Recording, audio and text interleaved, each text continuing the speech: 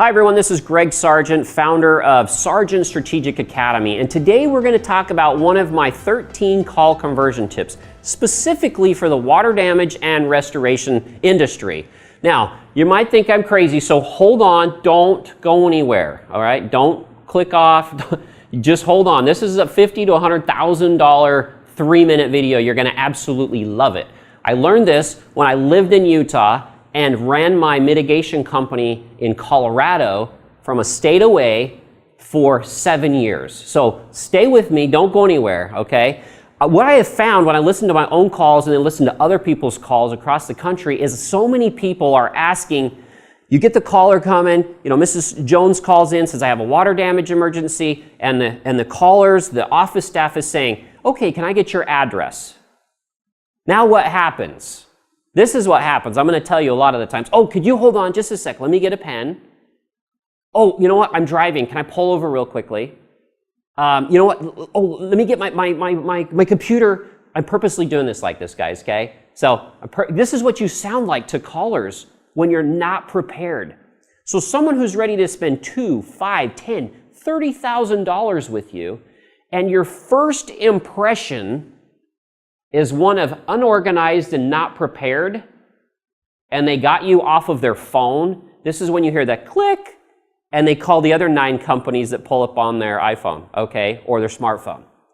This is so important. Don't ever ask for their full address until you know that client is comfortable with you, you've addressed their points of pain right here, and you're ready to schedule them. Okay, and I'm going to tell you why. So they're going to call up, oh, this is Mrs. Jones. I have a water damage emergency. Oh, we help you all the time. What city do you live in? No address, nothing, okay? Just what city do you live in? Or where's the property, okay?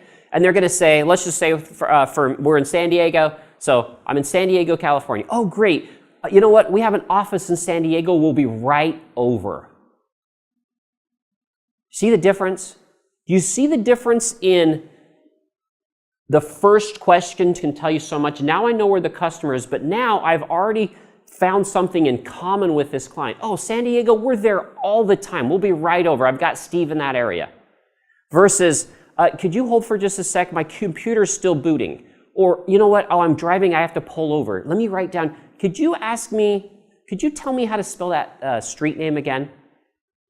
This is so important. I have not ran into a single person nationwide that does this. Make sure you follow the red box, okay? Now, we want to establish a connection with their city. I don't care what city they go to. And I'll be honest, when I lived in Utah and started a new restoration business from scratch in Colorado, I had no idea where the cities were. So they would call me up. I didn't even know if I serviced the cities. So this way you can actually find out, oh, if they're 3 hours away, you don't want to spend 10 minutes on a phone call with them. All right, you're going to send them out to your networking partner. And so after they tell me the city, I would be on my phone typing in their city going, oh, where is this? Right? Because I wasn't from Colorado. So I'm sitting here Googling their city while I'm still talking to them to see if I even service it or how far away it is from my shop. And I found that if I could find something in common, okay, let me give you an example real quick. Our office in Colorado was in Centennial or Castle Rock. We had two main offices. And we got a ton of phone calls from Boulder, which is an hour away, all right?